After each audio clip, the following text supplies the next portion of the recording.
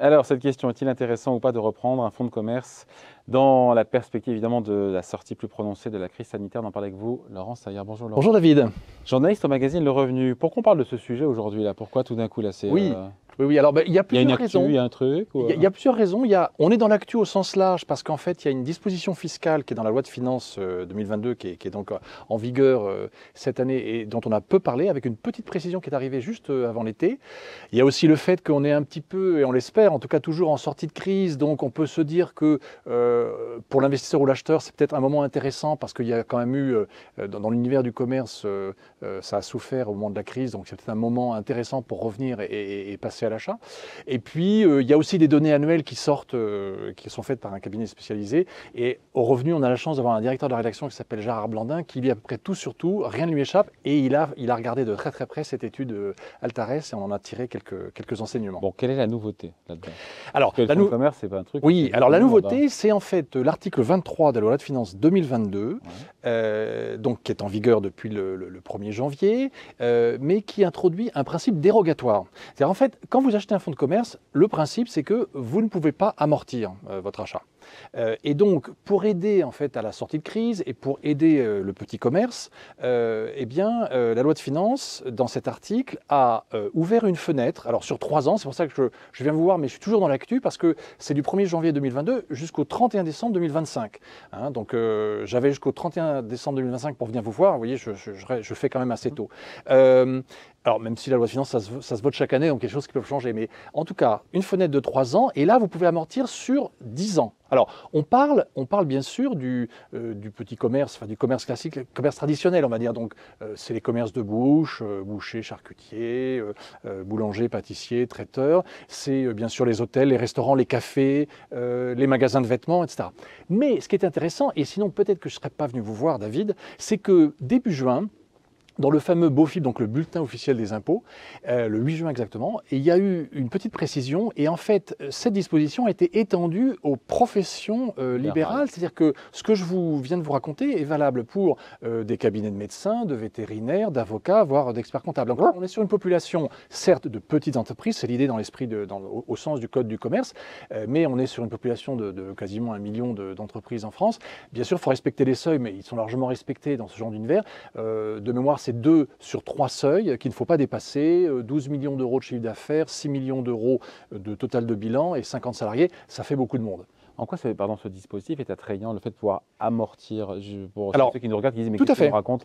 En quoi c'est Alors intéressant d'amortir? prenons un exemple, David. Imaginons que vous décidiez de racheter une librairie. Et vous allez appeler la grande librairie, par exemple. Ouais, je ne suis pas sûr que ce soit possible. Mais... Alors, vous vous dites, alors voilà, cette librairie, elle est à 100 000 euros, et pour racheter le fonds de commerce, hein, pas les murs, hein, le fonds de commerce. Ouais. Et puis vous vous dites, vous faites un petit business plan, et vous dites, je pense que je vais faire un bénéfice de 10 000 euros par an.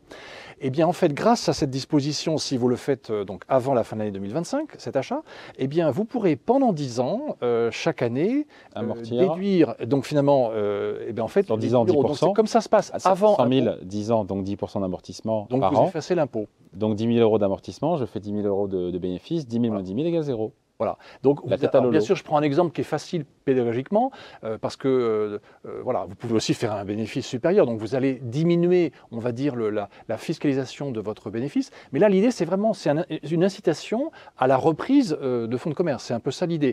Alors, je vous ai donné l'exemple d'un achat à 100 000 euros. Bon, on va être sur des volumes plus importants. Si vous vouliez racheter une officine de pharmacie, vous serez plutôt sur 1 million d'euros. Mais néanmoins, si on fait ce raisonnement, ça veut dire que, en réalité, vous allez pouvoir déduire finalement de votre achat d'1 million d'euros 100 à 150 000 euros si effectivement vous pouvez ainsi chaque année amortir en fait ce qui est quasiment ou une grande partie de votre bénéfice. Qu'est-ce qui se passe en cas de revente? Oh, rien de particulier a priori. Hein, et tout ça n'est pas provisoire, on est d'accord. Hein. Alors d'abord c'est provisoire puisque effectivement on est sur une fenêtre de 3 ans, il faut l'avoir fait avant donc fin 2025 pour bénéficier de cet amortissement possible sur 10 ans. Sur 10 ans, mais en tout cas voilà. Les 10 ans sont... En cas de revente, a priori pas de souci. Alors c'est vrai que certains spécialistes ont vu dans le cas des professions libérales peut-être un petit problème parce que quand vous êtes une profession libérale, vous avez essentiellement en fait le fonds de commerce, c'est votre clientèle. Donc vous avez ce qu'on appelle des plus-values de long terme et des plus-values de court terme. Les plus-values de long terme fiscalement, il y a une imposition forfaitaire, c'est clair. Il y a une petite incertitude sur la plus-value de court terme, encore faut-il qu'il y ait une plus-value de cession, mais parce qu'on pense que peut-être au moment de la sortie, il y aura une sorte de réintégration des cotisations sociales, vous serez obligé de repayer peut-être. Voilà, il y a une petite incertitude. Pas de free lunch. C'est un cas, voilà. Il y a une contrepartie dans ce cas précis, semble-t-il, à examiner de plus près, mais dans le cas général, pour celui des commerces traditionnels, non, il n'y a pas de souci particulier. Est-ce que cette nouvelle disposition fiscale, est-ce que ça booste un petit peu le marché? On voit plus de transactions sur les fonds de commerce? Alors, en tout cas, c'est l'idée à venir. Et alors, ce qu'on constate sur la dernière étude qu'on a, qui a comparé les données de l'ensemble de l'année 2021 à notamment l'année précédente, vous allez me dire, bien sûr, c'est une année de reprise. Mais quand même, on voit une reprise des transactions. On est quasiment à plus 10% d'une année sur l'autre. Normal, vous dire tant mieux. 2021 2021 par rapport à 2020. Donc, oui, c'est sortie de crise. Non, mais la disposition, elle a lieu de. Alors voilà, c'est pour ça que oui, ce sont des données qui sont antérieures. C'est pour ça que je ne peux pas répondre à votre question sur l'avenir. Je pourrais peut-être revenir vous en parler. Il faudra qu'on voit ce qui s'est passé, au moins, on va dire, sur l'ensemble de l'année 2022. Mais en tout cas, l'environnement, c'était qu'on a une reprise en transaction, mais cette incitation fiscale est quand même bienvenue parce qu'on constate sur ces données qu'en réalité, par exemple, les cafés, les restaurants, c'est pas encore ça. C'est-à-dire qu'il n'y a pas une vraie reprise. En revanche, la restauration rapide, oui, on a vu une reprise des transactions. C'est-à-dire que les gens ont l'impression qu'ils prennent moins de risques, donc il y a une reprise des transactions sur la restauration rapide, moins sur les restaurants traditionnels, on va dire, à table, assis à table, et sur les cafés. Sur le commerce de centre-ville, il y avait déjà eu en fait un énorme attrait, parce que la grande distribution avait beaucoup racheté de fonds de commerce de centre-ville notamment, pour essayer de se positionner sur le terrain. Donc, et puis là maintenant c'est peut-être un peu délicat parce qu'on ne sait pas trop si le consommateur va pas, à cause de l'inflation, va pas vouloir aller repartir en hypermarché, aller faire des affaires. Donc c'est effectivement un peu tôt pour savoir si la mesure produit ses effets. En tout cas, elle a été conçue pour accompagner et maintenant encourager cette reprise en action qu'on a vue en 2021 avec effectivement un effet sortie de crise. Petite question quand même sur le montant des transactions. J'arrive pas à voir ce que ça coûte de racheter un fonds. Oui, alors sachant qu'on parle si c'est pour toutes les bourses, sur la tendance générale, voilà, parce que sur la tendance générale, on est à peu près, on est quand même sur une érosion. C'est-à-dire quand je vous cite des chiffres de sortie de crise, il y a une reprise. Sur plus long terme, il y a plus de 10 ans, on était à 45 000 sessions par an. Là, les chiffres de 2021, c'est près de 28 000. Donc vous voyez, il y a quand même une érosion à long terme et il y a encore les effets de la crise sanitaire.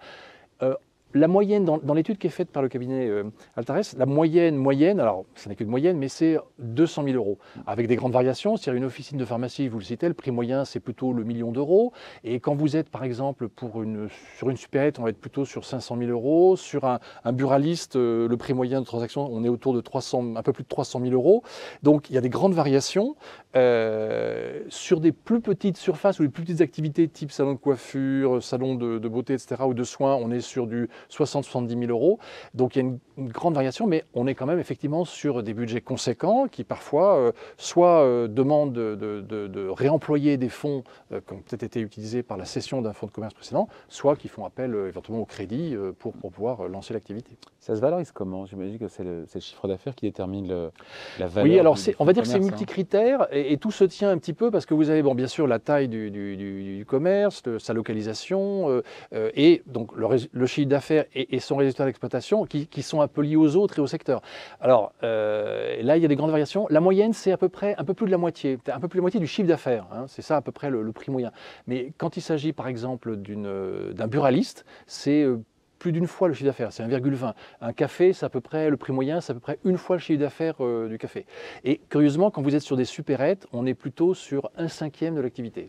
Voilà, il y a des grandes variations, effectivement, en fonction du type d'activité. C'est ça qui est important. Pas que le prix du fonds de commerce, c'est le type d'activité que vous avez, est-ce qu'elle est durable, etc. Ouais. On finit là-dessus, juste sur le prix, justement, ça évolue comment, le prix des fonds de commerce? Est-ce qu'on peut, d'ailleurs, on peut se projeter, et puis qu'est-ce qu'on a comme chiffres les plus récents? Alors, sur les chiffres les plus récents, effectivement, on voit qu'on a, par exemple, dans le cas des restaurants ou des cafés, un léger repli moyen du prix. Quand vous êtes ça se tient bien sur des commerces comme le buraliste, à peu près l'officine de pharmacie. On avait eu au contraire une petite valorisation sur tout ce qui était laboratoire d'analyse, puisque avec la crise sanitaire, vous avez des groupes qui ont voulu racheter, à la fois des laboratoires d'analyse qui ont voulu vendre et des groupes qui voulaient constituer des groupes, des vraies enseignes, donc qui ont racheté. Donc là, il y a eu un effet très favorable sur ce type de commerce. La tendance, globalement, elle est relativement stable. Légère hausse donc constatée en 2021, mais voilà, il faut attendre effectivement de savoir si en 2022 on va vraiment sortir de la crise ou pas, parce que comme vous le savez depuis, il y a une nouvelle crise qui s'annonce devant nous et une récession. Donc forcément, une consommation peut-être en berne, ou en tout cas en baisse, ou en tout cas une confiance des consommateurs en berne. Voilà. C'est le risque, notamment. Mais en tout cas, si c'est le moment d'investir selon le magazine de revenus, c'est parce qu'il y a cette disposition, voilà. dispositif. Quand même une disposition fiscale très intéressante, encore une fois dérogatoire, donc provisoire, mais qui peut vous permettre d'effacer en fait, en l'amortissant, votre bénéfice annuel. Pendant 10 ans. Pendant 10 ans, donc mécaniquement, ça réduit en fait le montant de votre achat et le coût de votre achat. Lolo, avant de se quitter, on lit quoi ce week-end tranquille? Alors, ce week-end dans le revenu, on refait un dossier assez pédagogique sur les crypto-monnaies, un sujet difficile, à la fois très suivi et en même temps très délicat, parce que peut être source de beaucoup de problèmes pour des investisseurs non avertis. Donc on revient sur les grandes monnaies, les plus connues, c'est bien sûr le Bitcoin ou l'Ethereum, ça, mais il y en a d'autres, les erreurs à ne pas faire, les précautions à prendre. Et puis on revient aussi un petit peu sur un tout autre sujet, là aussi pour un public plutôt averti, c'est celui du ver des forêts qui malheureusement a tristement illustré l'actualité cet été, mais ça reste un investissement fiscalement intéressant et donc il y a des choses à savoir aussi là-dessus et des précautions à prendre. À lire ce week-end dans le magazine Le Revenu. Merci beaucoup Laurent Saillard, journaliste à l'hebdomadaire. Merci. Merci David.